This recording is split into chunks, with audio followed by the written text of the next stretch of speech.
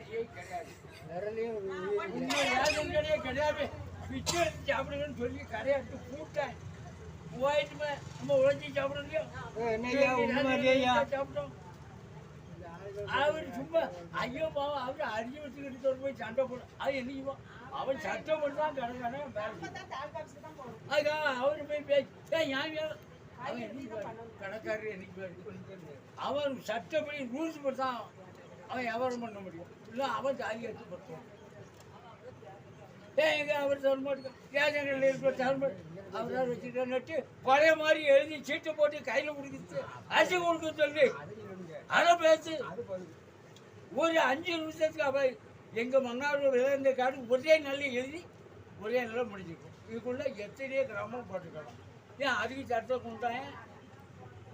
எங்கள் மேல் ஆட்சியில் இதை நொட்டான்னா இப்போ திமுக ஆட்சியில் இதை பேசாங்க இதுதான் பேசான். உருப்படியா ஒன்றும் பேச மாட்டான்.